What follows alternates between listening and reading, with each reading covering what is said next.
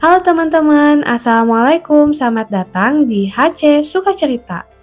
Dalam video kali ini, aku akan bercerita tentang sejarah dan asal-usul kota Bandung. Buat kalian yang penasaran, langsung aja dengerin dan simak videonya sampai habis.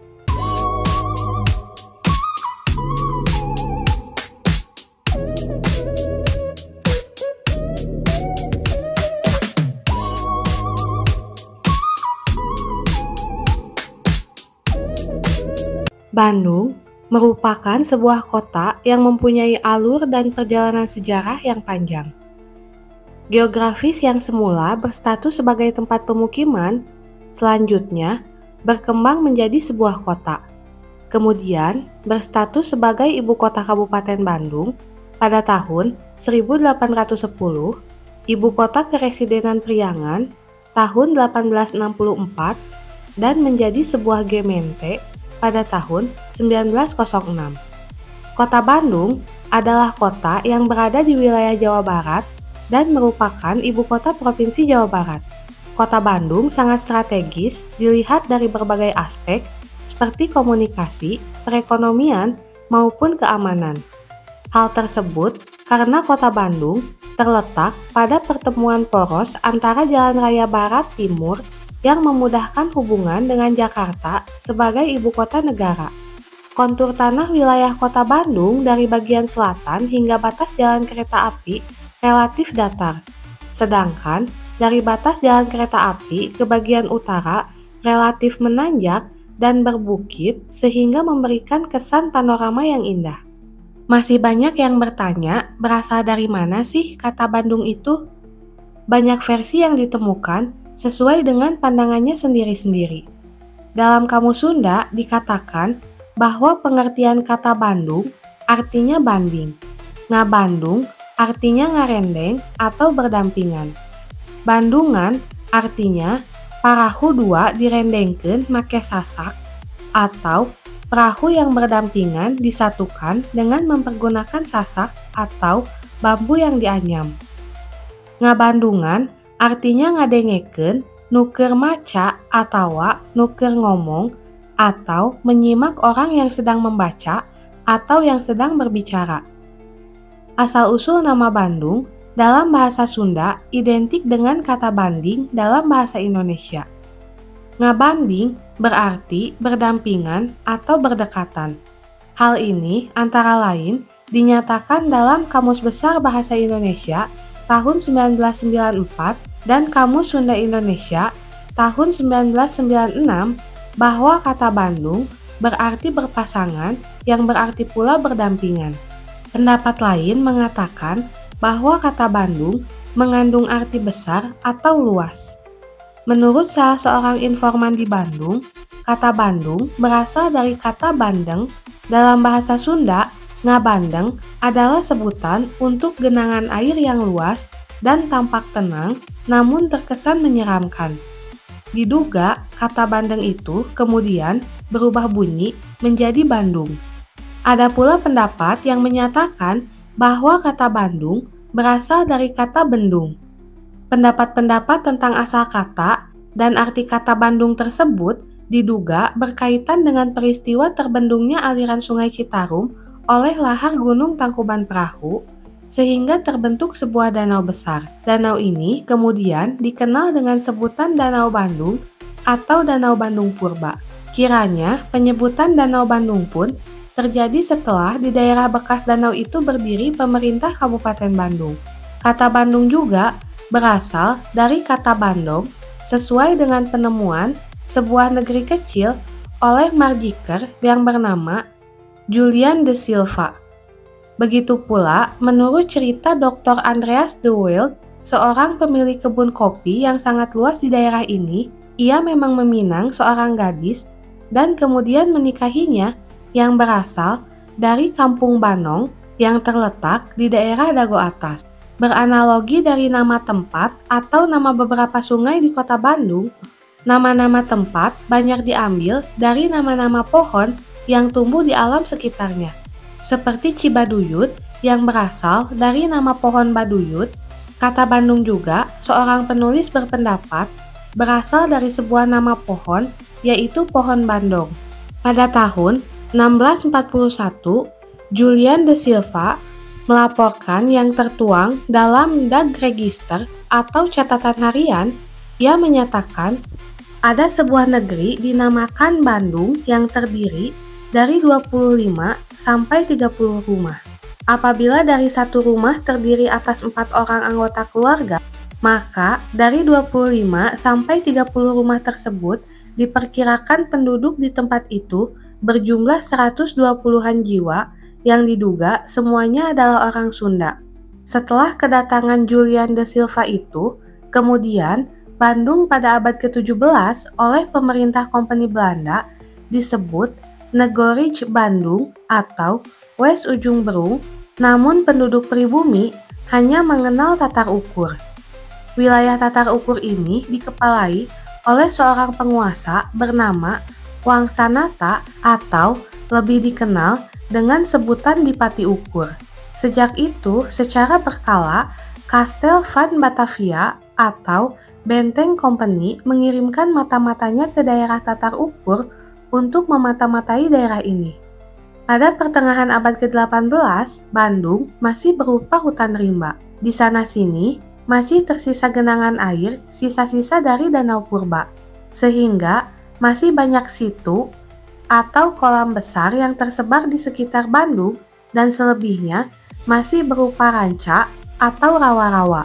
Keadaan wilayah seperti ini oleh Belanda dijadikan tempat pembuangan bagi soldadu atau pegawai pemerintah yang membuat kesalahan. Karena Bandung dianggap sebagai neraka dengan hutan rimba yang menyeramkan. Transportasi untuk mencapai daerah pedalaman Priangan atau Bandung hanya melalui Sungai Citarum dengan menaiki perahu atau rakit. Barulah pada tahun 1786, jalan setapak yang dilalui oleh kuda mulai dicoba untuk menghubungkan kota-kota Batavia, Bogor, Cianjur, dan Bandung.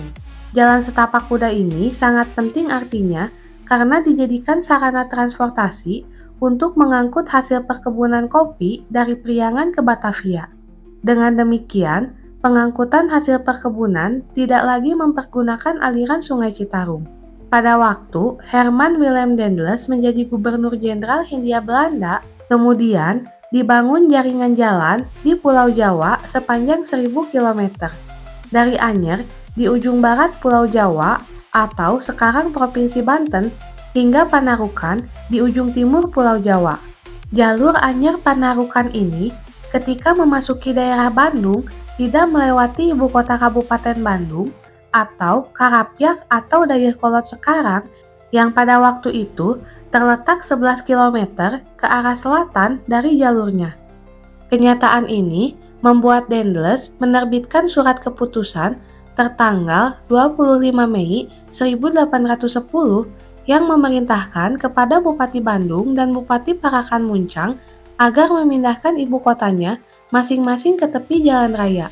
Berdasarkan surat keputusan tersebut, maka Bupati Bandung, R.A. Wiranata Kusuma II, memindahkan ibu kota Kabupaten Bandung dari Karapyak ke daerah sebelah utara Jalan Raya Pos dalam rangka usaha dan persiapan pembangunan ibu kota baru di tepi Sungai Cikapundung dekat Jalan Raya Pos yang sedang dibangun. Ada sebuah kejadian yang dicatat sejarah ketika pembangunan jembatan Cikapundung yang kini membelah Jalan Asia Afrika. Ketika Daendels meresmikan jembatan tersebut, ia didampingi oleh Bupati Bandung berjalan terus dari arah barat ke arah timur sampai pada suatu tempat yang kini depan kantor PU Provinsi. Di sana, ia menancapkan tongkatnya sambil berkata, "Coba usahakan bila saya datang kembali, di tempat ini telah dibangun sebuah kota." Di tempat Daendels menancapkan tongkatnya itu, dibuatlah patok untuk dijadikan tugu peringatan yang menyatakan 0 km untuk kota Bandung. Di sini jelas bahwa Daendels sangat berperan dalam pembangunan kota Bandung, wilayah yang asalnya hanya sebuah desa udik menjadi sebuah kota besar. Ada pula orang Belanda yang ikut andil membangun Bandung, yaitu Andries de Wilde. pada tahun 1819 mengajukan usulan kepada pemerintah Kompeni Belanda agar ibu kota Kepresidenan Priangan dipindahkan dari Cianjur ke kota Bandung. Dalam perjalanan dan perkembangan sejarah kota, Bandung pernah diisolasi oleh pemerintah Belanda yang tertuang dalam surat pemerintahan Gubernur Jenderal Baron van der Capellen pada tanggal 9 Januari 1821 yang menyatakan bahwa wilayah Kepresidenan Priangan tertutup bagi semua orang Eropa dan Cina.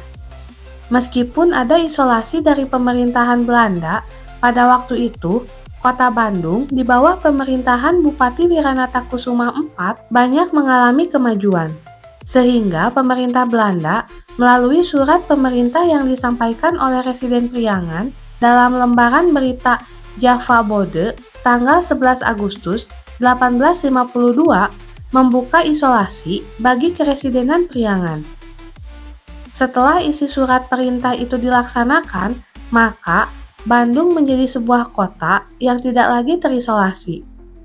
Ia menjadi sebuah kota yang ramai dan maju. Apalagi pada tahun 1856, Gubernur Jenderal Charles Ferdinand memerintahkan pemindahan ibu kota Kepresidenan Priangan dari Cianjur ke kota Bandung sesuai dengan permintaan Adries de Wilde. Pemindahan ibu kota Kepresidenan Priangan ini baru terlaksana pada waktu residennya Van der Moer, yaitu tahun 1864. Pemindahan ibu kota Priangan itu bertepatan dengan meletusnya Gunung Gede yang ada di perbatasan kota Cianjur dan Bogor. Kota Bandung pada pertengahan abad ke-19 masih merupakan sebuah desa yang sunyi sepi, dikenal dengan sebutan Desa Pegunungan yang Mungil. Sejarah pun mencatat dalam bidang pendidikan, Bandung merupakan daerah yang paling maju dibanding dengan daerah lainnya di Nusantara ini. Bandung sebagai ibu kota, baik ibu kota kabupaten dan ibu kota Priangan sejak zaman kolonial Belanda, telah tumbuh subur berbagai jenjang pendidikan yang ada di kota ini. Dalam pemerintahan pada tahun 1864, Bandung selain menjadi ibu kota kabupaten juga mendapat julukan dan fungsi baru, yaitu sebagai ibu kota Kepresidenan Priangan. Hal tersebut karena pindahnya ibu kota Kepresidenan Priangan dari Cianjur ke Bandung. Pemerintah Belanda membangun bangunan yang indah, tata kota, dan pola pemukiman yang serasi, dikarenakan mereka akan tinggal selama 300 tahun lagi. Dalam cara membangun pembangunan yang ada di kota Bandung, para arsitek Belanda kurang memperhatikan sifat-sifat kedaerahan atau Hindisnya, sehingga arsitek Hendrik Berlage memberikan julukan Bandung Paris van Java. Julukan Bandung Paris van Java muncul ketika Kongres Internasional The Arsitektur Modern yang diselenggarakan di Swiss pada bulan Juni 1928. Perwakilan arsitek dari Bandung pada waktu itu adalah Hendrik Berlage. Ia menyindir bahwa kota Bandung dalam pembangunannya yang berkiblat ke barat-baratan dan lebih terpaut ke kota Paris, tidak menonjolkan ciri khas tropisnya dan tidak mencerminkan kepribadian yang mandiri. Walaupun julukan itu merupakan sindiran, namun pada akhirnya julukan itu termasyhur hingga ke seluruh dunia karena kota Bandung menjadi prototip kota kolonial. Pemerintahan Gemeente Bandung pada tahun 1920 memiliki semboyan kota Bandung yang mendukung terbuktinya Uga Bandung atau Bandung Heureun ku Tangtung. Hal tersebut pun berulang ketika negara Indonesia sudah merdeka. Kota Bandung memberikan semboyannya yang artinya salah kaprah, yaitu Gemah Ripah Wibawa Mukti. Semboyan itu diartikan sebagai tanah subur, rakyat makmur. Ditambah lagi dengan rencana pemerintahan kolonial Belanda pada tahun 1920 yang akan memindahkan ibu kota Hindia Belanda dari Batavia ke Bandung, sehingga arus manusia yang datang dan bermukim di kota ini semakin bertambah, begitu pula dengan pembangunan fisiknya.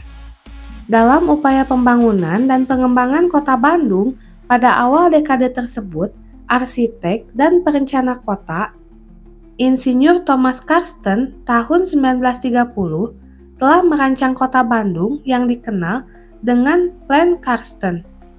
Juga jasa dan andil Bupati Martanegara saat beliau menjabat sebagai Kepala Pemerintahan Kabupaten Bandung yang banyak memberi perhatian bagi pengembangan serta pembangunan kota Bandung, khususnya pada periode tahun 1893 sampai 1906. Kota Bandung telah berulang kali mengalami pengembangan wilayah perkotaan. Hal ini diakibatkan oleh jumlah penduduk dari tahun ke tahun semakin meningkat seperti terlihat pada peta perkembangan pemekaran kota Bandung. Pada zaman kemerdekaan, Bandung terus berbenah dan pada tahun 1971 diterbitkannya Master Plan Kota Bandung untuk mengembangkan kota dan fungsi sebagai berikut. Pertama, pusat pemerintahan. Kedua, pusat perguruan tinggi. Ketiga, pusat perdagangan. Keempat, pusat industri. Dan kelima, pusat kebudayaan dan pariwisata. Fungsi kota Bandung yang berat itu. Kemudian, DPRD Kota Bandung menetapkan rencana induk kota Bandung tahun 1971 sampai 1991. Dalam rencana induk kota 2005, ditetapkan kebijakan perlunya pemindahan sebagian fungsi kegiatan kota Bandung dengan menambah luas lahan baru melalui peraturan pemerintah nomor 16 tahun 1987 tentang perluasan wilayah administrasi Kota Madya Daerah Tingkat 2 Bandung. Luas wilayah administrasi Kota Bandung berubah dari 8.096 hektar menjadi 16.729 hektar. Pada tahun 1998, muncullah gerakan reformasi yang menuntut perubahan paradigma penyelenggaraan pemerintah termasuk dalam perencanaan pembangunan.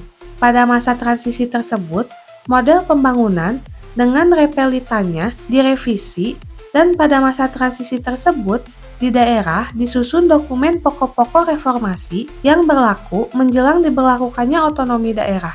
Dengan lahirnya Undang-Undang Nomor 22 Tahun 1999, kemudian semangat otonomi daerah tersebut disusun pula dokumen perencanaan 5 tahunan yaitu Pola Dasar Pembangunan Kota Bandung tahun 2000 sampai 2004. Kota Bandung untuk pertama kalinya menetapkan visinya yaitu meningkatkan peran Kota Bandung sebagai kota jasa menuju terwujudnya kota jasa yang genah merenah tumaninah. Walaupun sebetulnya pada tahun 1999 pemerintah Kota Bandung dan pemerintah Kabupaten Bandung telah menyepakati visi Tatar Bandung yaitu Tatar Bandung 2020 ramah dan cerdas. Pembangunan kota yang terus meningkat sehingga dewasa ini Kota Bandung menjelma sebagai kota metropolitan. Maka Kota Bandung membuat Renstra Kota Bandung tahun 2004 sampai 2008 ditetapkan visi Kota Bandung yaitu Kota Bandung sebagai kota jasa yang bermartabat atau bersih, makmur, taat, dan bersahabat. Bandung yang kini menjadi sebuah kota metropolitan sudah sangat sesak dengan pembangunan yang dilakukan oleh masyarakat. Pembangunan sarana dan prasarana diperlukan untuk memenuhi kebutuhan dasar hidupnya. Di antara sarana yang dibangun adalah sarana pendidikan, sarana kesehatan, sarana peribadatan, sarana perekonomian, sarana kesenian, dan sarana pariwisata. Oke teman-teman, itulah sejarah dan asal-usul Bandung yang dapat aku ceritakan dalam video ini. Semoga ceritanya bermanfaat dan jangan lupa support terus channel ini dengan cara like, komen, share sebanyak-banyaknya, dan subscribe. Bye!